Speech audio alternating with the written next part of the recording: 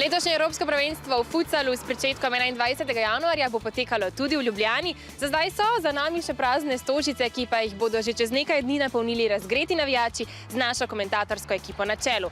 Tokrat duel sina in očeta, spoznajmo jo. Tudi če niste športni navdušenec, poznate Tomaža in Jana Lukača vsaj po glasu in kar je še pomembneje, po jakosti glasu. Priložnost za Roberta, gol! Barcelona, blokiran ima poskus, Pinto!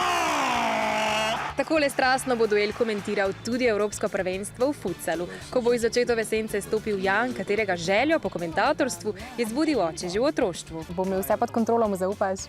Ja, mu zaupam in sem vesel, da se je odločil, da bo stopil v ospredje, privoščim, da se izkaže in verjamem, da se bo. Odraščanje ob zvezdi športnega komentatorstva, kot je Tomaž, je seveda privilegij, včasih pa tudi pritisk. Bodi malo več tiho med prenosi, je najbolj pogost in verjetno tudi najpametnejši na svetu. Ti sploh ne veš, da nenehno govoriš, tudi meni se to dogaja, ampak lažje je potem ocenjevati drugega in to so dobro namerne na svetu.